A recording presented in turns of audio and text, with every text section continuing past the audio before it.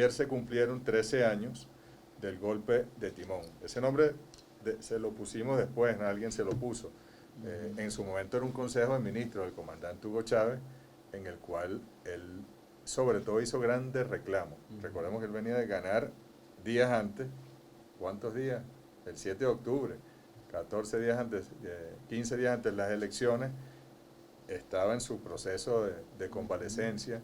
Todos sabemos, sin que él lo hubiese dicho, que él, uno de los escenarios que manejaba con mayor, digamos, reiteración, era el que él faltara. Entonces, él fue muy claro en ese Consejo de Ministros, reclamando sobre todo, cuando nos decía, yo recuerdo cuando él estaba revisando un folleto, creo que era de la Gran Misión Viviente, decía, aquí está todo muy bien escrito, muy bonito todo, pero después lo pone y dice, ajá, pero si no estamos construyendo la comuna, ¿qué estamos haciendo? Incluso llegó a decir, yo prefiero renunciar y que vengan los que estaban antes a ocuparse de su estado burgués a seguir administrando este estado. Le encomendó las comunas como su vida misma a su vicepresidente Nicolás Maduro, y bueno, y creo que ese sacudón que dio el comandante Chávez todavía hoy tiene efectos, y en este momento en el cual podemos decir que estamos sin duda, y gracias al presidente Maduro y gracias a este pueblo, en el momento de nuevo de mayor profundidad en la materialización de todo aquello que el comandante Hugo Chávez diseñó con tanto esmero como el proyecto estratégico de la Revolución Bolivariana, pasar y recordar aquel golpe de timón. Tú estabas presente allí, yo tuve la oportunidad también de estar presente, es de nuevo sentir la urgencia y la necesidad de construir ese camino con el pueblo comunalizado, que es el único. El socialismo bolivariano, chavista, podemos decir, solo existe por la vía de la comuna. Si no, es otro socialismo o es otro proyecto, pero si no tenemos comuna, no tenemos nada. ¿Qué nos dice, Ricardo? Bueno, Jorge, muchísimas gracias por la oportunidad de poder compartir a través de este esfuerzo que se viene haciendo, sobre todo reivindicar la característica del esfuerzo, del espacio de encuentro, el espacio de discusión, donde tú has militado de manera consistente a lo largo del tiempo, y además la belleza que tiene desde el punto de vista simbólico que esto se está efectuando acá en una radio en Sarría, que se transmite a las distintas emisoras comunitarias, la manera en que se efectúa el trabajo, que bueno, que al final sí es verdad que los fines se construyen con los medios. O sea, la manera en que actuamos, la manera en que militamos, la manera en que hacemos el día a día, es lo que hace o no hace finalmente ese resultado. Algunas personas piensan que la ruta es otra, piensan que la ruta es garantizar el resultado, y bueno, y si el resultado es de una contratista, si el resultado es terminando vendiendo el alma, entonces creen que no, que sí, que eso ya es la forma. Es muy bonito adicionalmente que este día haya caído, conmemorando el golpe de timón, haya caído precisamente en Sarría, ¿no? Donde nos encontramos. Tú hacías referencia, si me regalas unos segundos solamente por lo anecdótico, ¿no? Ese programa, ese programa del comandante Chávez tiene varias lecturas. La primera lectura todos la tenemos que internalizar. El comandante Chávez venía de una victoria estruendosa, una victoria descomunal. O sea, nadie se le ocurría dudar del tamaño de esa victoria. Y el comandante Chávez decide, tras esa victoria, que su primer consejo de ministros era en ofensiva. Eso es muy importante que todos lo internalicemos, porque se trata de cómo una revolución siempre debe ir en ofensiva, siempre debe ir construyendo nuevos horizontes. El comandante Chávez no fue tras la victoria a ponerse en una poltrona, ponerse en un espacio tranquilo, ¿no? Sino que fue a buscar precisamente el espacio del conflicto. En ese momento, entonces da referencia un poco a la anécdota con Sarría, porque arranca precisamente el primero de los pases. Nosotros nos cae una parte de ese primero de los pases, porque fue a Mene allá en el sur, en Zulia. Y en ese pase en Mena Grande, el comandante conocía las dificultades que se habían tenido. Se estaba inaugurando una planta de tubérculos y frutas. Y esa planta que se estaba inaugurando, tuvimos que ir a buscar las frutas. Fueron unas guayabas, fue la primera producción que se buscó. Hubo que irla a buscar a Trujillo, ¿no? Porque en el entorno de la planta no se habían hecho los planes productivos para lo que iba a procesar la planta. Entonces, claro, el primer reclamo estaba focalizado en que lo más complicado en teoría que había, que era levantar la infraestructura. Esas plantas eran todas unas plantas con tecnología argentina, si no me falla la memoria. Fueron 3 plantas en total, una en Lara, esta que se hizo en Mena Grande y la otra era en La Fría. Entonces la idea del comandante era que con el procesamiento industrial se hacía el encadenamiento productivo para alar la producción primaria. Bueno, ya ahí venían los primeros síntomas y luego vino el segundo paso, le tocó a Carlos Osorio, que era aquí en Sarría. Entonces era un urbanismo, todo el mundo creía que se le estaba comiendo, era un urbanismo, y él iba a tener las panaderías abajo, ¿no? Y bueno, y ahí está el famoso croquis del comandante, donde lo que plantea es precisamente lo que tú acabas de referir, la ruta de la construcción del socialismo. Y eso es un aspecto que nosotros tenemos que ver conceptualmente. Y cada vez hay que volverse más radical con ese tema. El modelo el debate que plantea la revolución bolivariana es un debate conceptual sobre la forma de democracia. Ese es el epicentro del debate. En el mundo hay debates sobre las formas de democracia. O sea, los neoliberales, no se puede decir nada de otros países, ¿verdad? Pero los neoliberales del Cono Sur, para no nombrar a ninguno, ¿no? Que encantan música rock cada vez que tienen un problema de rating, de encuesta, de lo que sea. Bueno, esos neoliberales creen que eso es un modelo de democracia. Entonces, ¿cómo funciona ese modelo de democracia? Se eligen en votaciones, ¿no?, unas personas para confiscar los derechos de las mayorías. Bueno, eso es lo que unos entienden que es un modelo de democracia.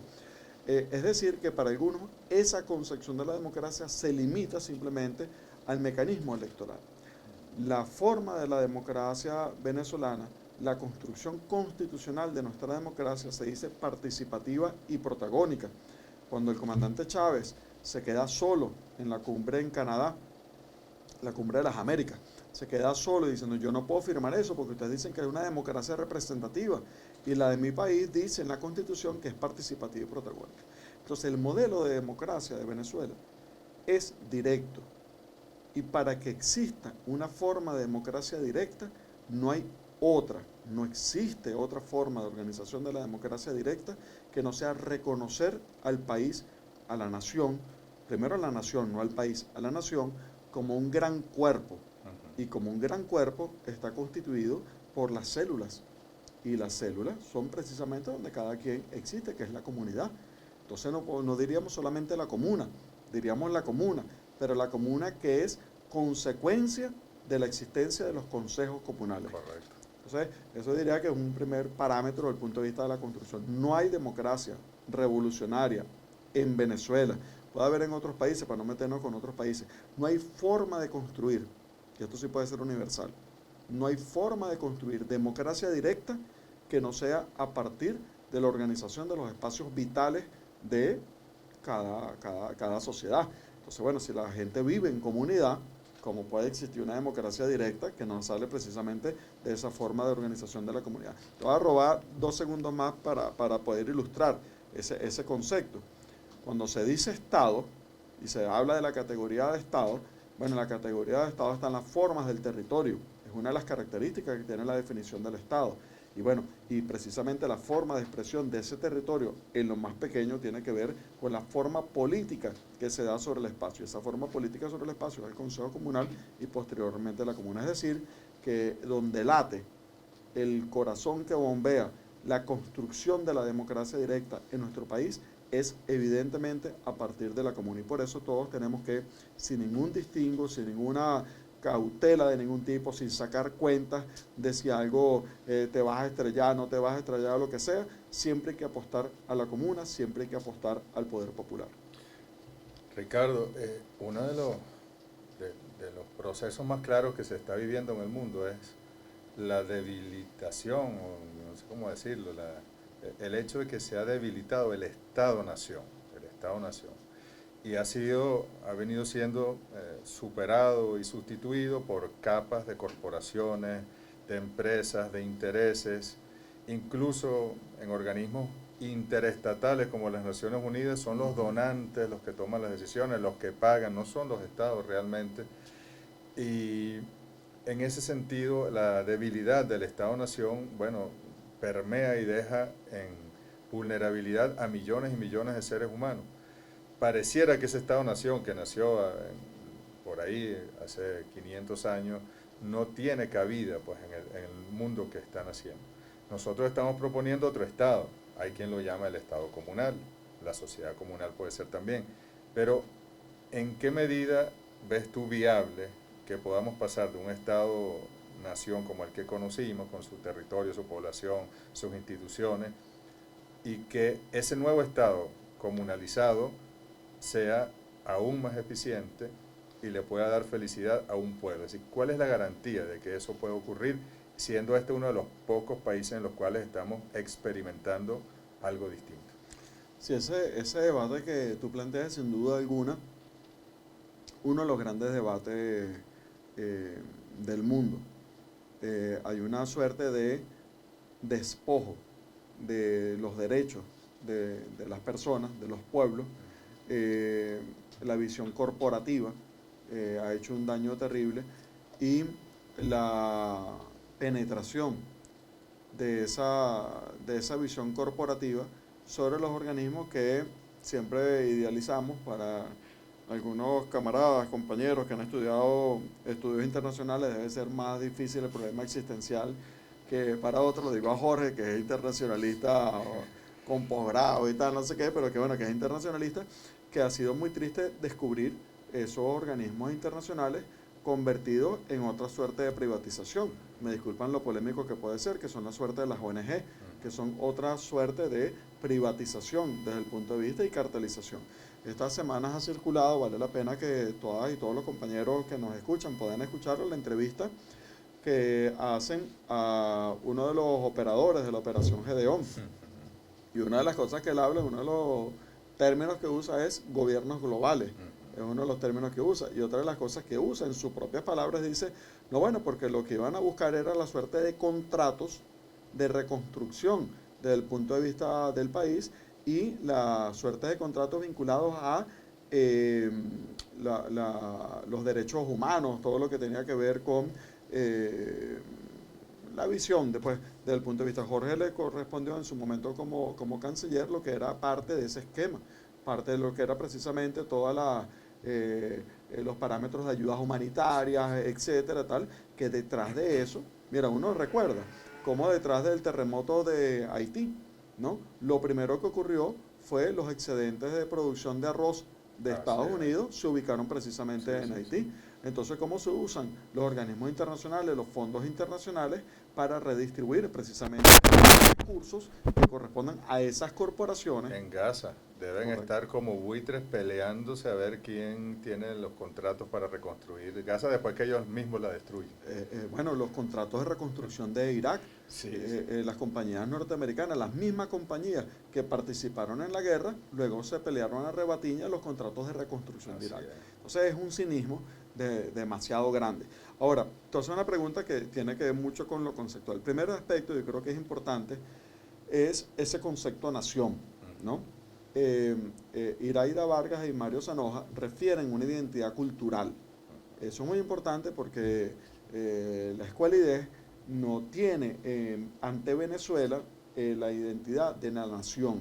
Lo ven como un país, lo ven como una suerte de organización de límites políticos administrativos y no una identidad cultural. La identidad cultural es crucial, por eso camarada, compañero, compañera que nos escucha, cuando usted habla ahí en su barrio, en su comunidad, la historia local es fundamental. Y la historia local no es quién llegó primero, quién llegó después, la historia local es la identidad, es cómo habla, el que vino de los Andes que trajo, el que vino del Oriente que dice, cuál es la identidad de Sarria, cuál es la identidad del 23 de enero, cuál es la identidad del IDICE. Entonces, esa, que no hay una sola, pero el conjunto, la identidad desde el punto de vista cultural es lo que al final te diferencia, es lo que te da esa característica. Luego, cuando nosotros vamos al debate, propiamente el concepto de Estado, ¿no? Los estados tienen varios componentes que lo definen. Primero, quiénes son sus actores desde el punto de vista del Estado, cómo es la forma de organización de la sociedad, cuáles son los territorios desde el punto de vista de la dimensión territorial. No todo lo que ocurre sobre el espacio es territorio. Si no tiene forma política, puede ser espacio geográfico, pero no necesariamente es territorio. Entonces, nosotros tenemos forma en que se ha organizado Venezuela, que bueno, que fueron suertes de reparto. O sea, el federalismo que nosotros muchas veces conocimos fue formas de reparto y formas de organización desde el punto de vista territorial. Esta concepción que se está planteando desde el punto de vista de un Estado, porque tú hacías una acotación que es sociedad comunal, es cierto, el concepto sociedad es muy importante, pero es muy importante también reivindicar el concepto de Estado hacia la construcción de un Estado, en este momento, un Estado social de derecho que existe en nuestro país, como está definido en la Constitución, pero que es el Estado constituido con una forma de organización territorial cuya célula es la comuna. Eso ya hoy tiene una ley constitucional. Cuando la ley del Plan de la Patria define la forma de organización territorial del Estado, ¿no?, dice que nace de la comunidad, viene a una forma de agregación de la comuna, va a su región, va a región y va a la identidad nacional. ¿Por qué es importante y por qué esto pareciera un tema, si se quiere, teórico, un tema aislado? Porque bueno, porque se está partiendo que la forma humana, ¿no?, es lo que le da el cuerpo vivo al Estado. Es decir, que no vamos a tener más la separación de la sociedad civil. Esto le puede sonar incluso a algunos teóricos hasta de izquierda, sonar un poco raro. No existe la sociedad civil por un lado, el Estado por otro y el pueblo por otro. En el concepto del Estado comunal hay una integración donde hay uno solo y el poder popular forma parte de la construcción del nuevo Estado. Esto es un debate que es crucial. Yo sé que incluso algunos compañeros y compañeras que nos escuchan probablemente están en desacuerdo con ese planteamiento.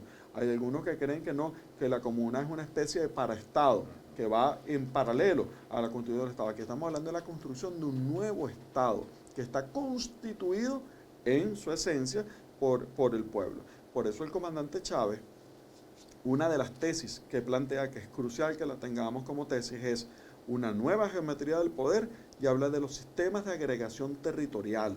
Si no tenemos sistemas de agregación territorial, entonces siempre vamos a tener un puente roto cuando pasemos de la comuna para el municipio y cuando pasemos de la comuna para el estado guárico, los estados, entidades federales, o cuando pasemos de la comuna para los ministerios. El presidente de la República el día de ayer pone el dedo en la llaga porque le está dando nuevas atribuciones a las salas de gobierno comunal y popular.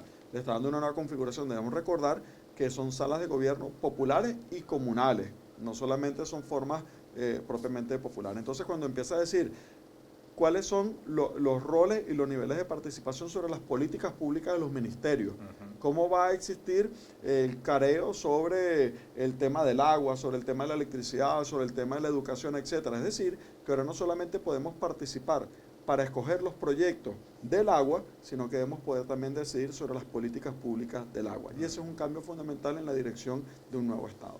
Sí, bueno, ayer el presidente además tomó la decisión de ir a una sala de autogobierno, incluso los contactos que hizo, los pases, y desarrolló teóricamente el tema de la democracia, por donde tú comenzabas. Y sin embargo, en el mundo señalan a Venezuela y dicen, no, que Maduro, bueno, lo decían ya con el comandante Chávez, que Maduro es un dictador, que es un tirano, que no hay democracia, que no hay derechos sociales, etcétera. Y mientras tanto, te lo pregunto, porque ¿cómo puede haber dos lecturas tan contrarias? Mientras eso es una visión de parte del país, pero sobre todo en el mundo, en la práctica hay un pueblo que toma cada día más decisiones, que cada día tienes más, no son tareas, son más procesos a su cargo para construir ese Estado comunal, que ya no depende el futuro de su comunidad, de que algún día se acuerden de ellos, sino de que ellos mismos se pongan al frente de los procesos. ¿Cómo puede haber en un mismo territorio y en una misma nación dos señalamientos de una dictadura y una profunda democracia en desarrollo? Sí, yo creo que ahí vemos como la película de el secuestro de los conceptos, ¿no? Eh, eh, Hay un autor que lo hemos nombrado muchas veces, que es Wallerstein, que es un sociólogo, fue del Congreso, ¿no? De Sociología, sí, a nivel mundial. Immanuel Wallerstein. Y él hace referencia precisamente a unos conceptos que aquí destacan mucho. Él decía, hay un tiempo-espacio transformativo, un tiempo-espacio cíclico ideológico y hay un tiempo-espacio desde el punto de vista estructural de las sociedades. Y él decía que cuando se dan los tiempos-espacios de salto, esto lo dice Wallerstein, pero también lo dice la teoría de los paradigmas, cada uno de los aspectos, cada vez que hay un momento de salto en las sociedades, se suele desmeritar, se suele darle características incluso inhumanas a aquel que es contracorriente, aquel que precisamente es un punto de ruptura. Y uno diría, bueno, es que eso es ahorita. No, pero es que hasta las tesis que puede haber planteado Einstein eran vistas como una cosa extraña. Cada quien que ha hecho una ruptura desde el punto de vista de paradigma, bueno, Bolívar. Claro. O sea, es decir que el loco del sur. El loco del sur. Cada vez que hay una ruptura de paradigma, sobre todo lo que está establecido desde el punto de vista de la configuración de los elementos de supuesta racionalidad del sistema, dicen que eso es nada. Pero si además de eso tú le sumas los intereses económicos, le sumas la forma de organización de la sociedad, más todavía. Resulta que cuando se analiza desde el punto de vista teórico, hay Helle es uno de los grandes teóricos desde el punto de vista de los conceptos de democracia. Cuando se analizan los distintos conceptos de democracia, pueden haber N cantidad de conceptos de democracia. No son menos de por lo menos 4 tesis distintas de modelos de democracia. Pero resulta que los dueños del mundo, los amos y señores del mundo, los que son los paradigmas de la libertad, ¿no? Que supuestamente dicen, no, la libertad, la cosa tal, no sé qué, ellos decidieron que solo existía el de ellos, ¿no? Y si uno lo ve en el mismo juego de discurso, ¿cómo es el de ellos? ¿No? Porque supuestamente solamente existe ese modelo. Y el modelo de democracia, por ejemplo, norteamericano es de segundo grado. Claro. Es por colegios electorales. Claro. Eligen 500 personas finalmente, que son los escalones que están desde el punto de vista quién es el presidente de la República. Puede quedar presidente de la República alguien que no tenga la mayoría de votos. Lo decimos de esa manera tan hiriente, ¿no? Sin falsear la realidad, pero sí, pero de esa manera tan hiriente para que veamos como algo tan distinto a la tesis que nos venden de democracia es puesto como el paradigma de una democracia a nivel mundial. ¿Cuál es la realidad? La realidad es que como Venezuela decidió que los intereses del pueblo no se negocian, ¿no? La democracia de las corporaciones decidió que no existe la democracia del pueblo. Decidió que sencillamente, como no era negociable la visión de la integralidad territorial del Esequibo, por ejemplo, bueno, como si lo hizo, por ejemplo, Guaidó, los María Corinas, etcétera, tal, que eran dispuestos a entregar el Esequibo, ¿no? Una vez más, en la visión de la integridad territorial, si lo reconocían como formas de poder. Es decir, que esos modelos, desde el punto de vista de la configuración de la democracia, bueno, entran en contradicción, entran en paradigma, y uno ve a nivel internacional como países que hacen daños profundos desde el punto de vista de su pueblo, hay unos jurados internacionales que deciden qué es democracia y qué no es democracia. En definitiva, hay un aspecto que es muy concreto. ¿Cuántas elecciones se han dado en Venezuela en los últimos años? ¿Qué cosas se deciden en una comunidad? En este año, desde la elección del presidente de la República como presidente reelecto, ¿cuántos procesos de elección se han dado en su barrio? ¿Quién hace la agenda concreta de acción en su comunidad? ¿Quién define cuáles son las prioridades? ¿Cuántas elecciones hemos tenido en este momento desde el punto de vista de Asamblea Nacional, de gobernadores, de alcaldes, de concejales? Bueno, eso es una lectura muy clara desde el punto de vista de lo que es la construcción de una democracia y bueno, y cuál es el modelo de país que nosotros queremos defender. De hecho, cuando el presidente Maduro hace el recuento de las elecciones y dice, no sé, creo que vamos por 32, ¿no? Y hemos ganado tantas y claro, y La cuenta es difícil, a veces pueden decir que estamos sumando parchitas y mango, pero ¿cuántas elecciones de consejos comunales se han dado? ¿Cuántas elecciones de parlamentarios? Estamos hablando de centenares de miles a lo largo, desde el 2006 en adelante, que con la ley de los consejos comunales. Es una democracia que se está construyendo y que, lo más hermoso, Ricardo, tú que nos has acompañado en este proceso de la Universidad Nacional de las Comunas. Yo me he desplegado estas 2 semanas, he estado en asamblea y uno prácticamente va como veedor. Uno está observando y uno ve cómo el pueblo ha hecho su agenda concreta de acción, su plan comunal, de ahí van derivando sus necesidades de formación a partir de la vocación productiva de su territorio, a partir de lo que han detectado como nudos críticos en sus agendas concretas de acción y cómo ellos llegan a la conclusión, mire, aquí de los 19 programas son estos 4 los que necesitamos y entonces se postulan señores, señoras, muchachos, muchachas.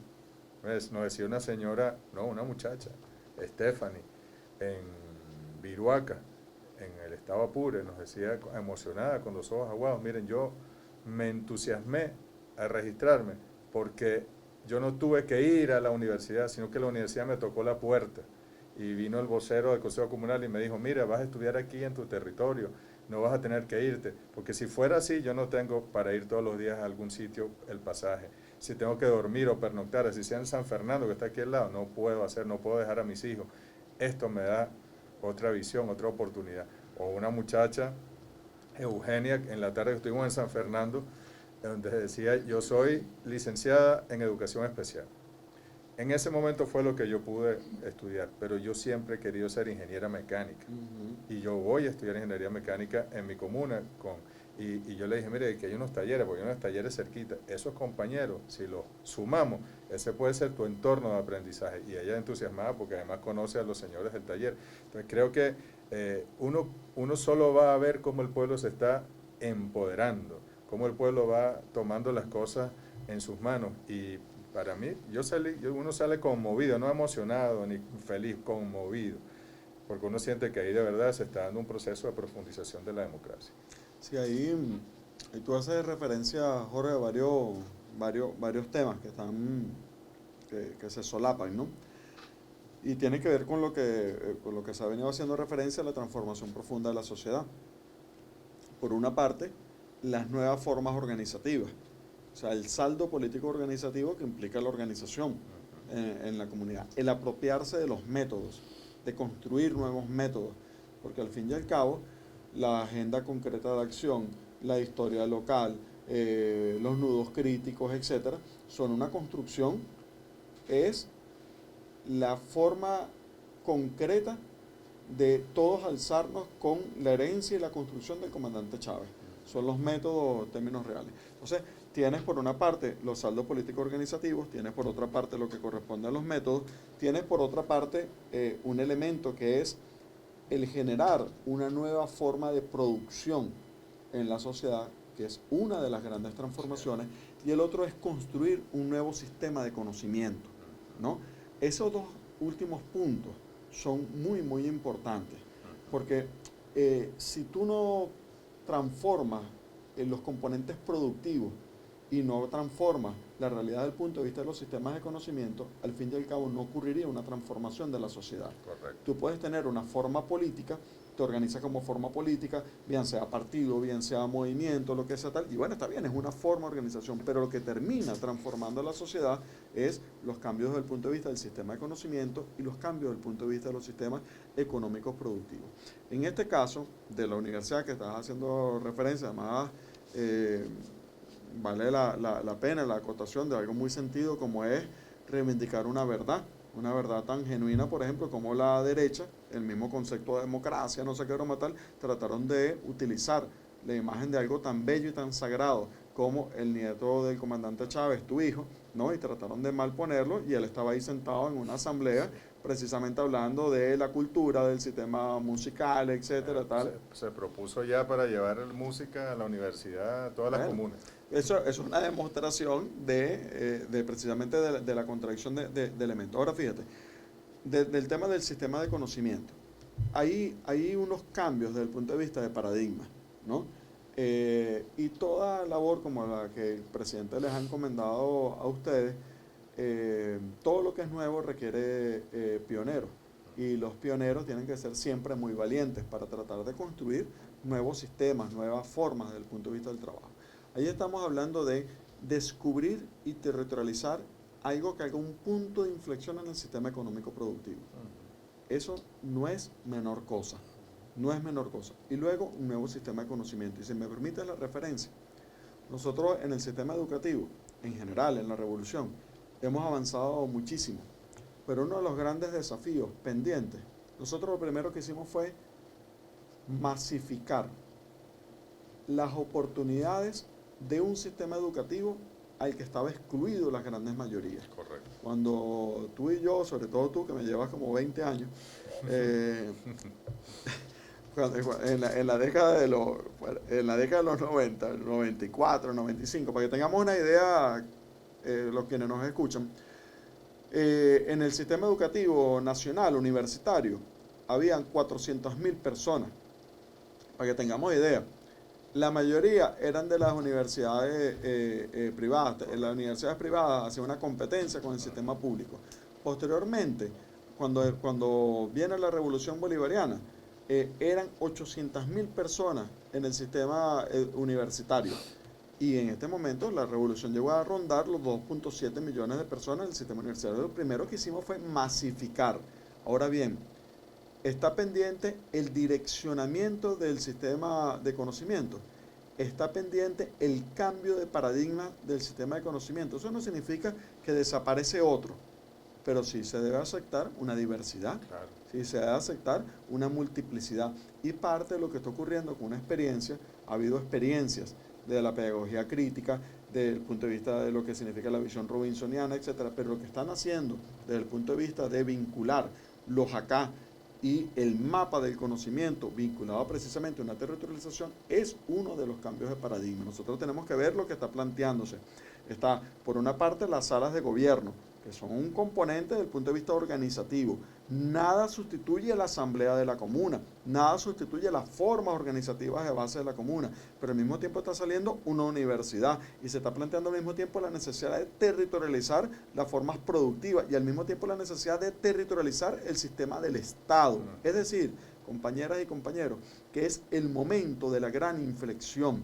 Es el momento del salto cualitativo, es el momento donde no nos vamos a convencer y nos vamos a conformar con que sean retoques o formas cosméticas sobre lo que es la necesidad de fondo que está convocando el presidente de la República, que es una transformación integral del Estado. Y bueno, Ricardo, tú que estuviste en ese golpe de timón, ya eras vicepresidente de Economía Productiva del país, ¿qué debemos hacer ya para culminar? ¿Qué hay que hacer para que el golpe de timón, sabemos que está muy vivo en el presidente Maduro, pero se mantenga en el pueblo y logremos ya que ese golpe de timón nos lleve al rumbo ya definitivo hacia el puerto de la felicidad? Sí, Jorge, ahí hay un tema muy importante que todas y todos veamos, ¿no? Uno es la coherencia desde el punto de vista del planteamiento y la praxis política. Cuando el presidente Maduro asume la presidencia en el año 2013, lo primero que hace es convocar al gobierno de calle. Lo primero que hace es plantear los métodos colectivos de dirección en la revolución. Correcto. Cada vez que se vino planteando a lo largo del desarrollo revolucionario alguna dificultad, alguna contradicción, el presidente Maduro ha convocado a lo que es el espíritu fundamental del pensamiento chavista, que es precisamente a nuestro pueblo. Así, por ejemplo, trataron de hacernos la guerra para arrodillarnos de hambre y el presidente de la República lanza los CLAP. Cuando posteriormente se dan las dificultades desde el punto de vista de la pandemia, convoca los comités de salud. Cuando se plantea en el año 17 el intento de una guerra civil en nuestro país, lo que convoca es a una constituyente. Es decir, que cada vez que se ha generado una adversidad, el presidente ha convocado una profundización. Cuando se convocan las 3R.net, no estábamos todavía en crecimiento económico. El presidente de la República lo hace, busquen las imágenes. Fue en el patio de la Asamblea Nacional, todavía estábamos con tapabocas en la Asamblea, el presidente convoca a las 3R.net. Es decir, que en aquel momento el presidente dice, va a ser con la ruta de la profundización del socialismo. Y en este momento donde venimos precisamente a un salto fundamental, como es lo que representa del año pasado, este año, que es el punto de inflexión desde el punto de vista de la historia de la sociedad venezolana, donde lo que van a hacer es el futuro. El presidente está convocando a la radicalización en la construcción del poder popular. ¿Qué hay que hacer? Camaradas, compañeros, compañeras que nos escuchan, lo que hay que hacer es empujar. Lo que hay que hacer es empujar a las causas de la historia. Cada vez que se abre una rendija, cada vez que se abre una oportunidad, hay que empujar el amanecer.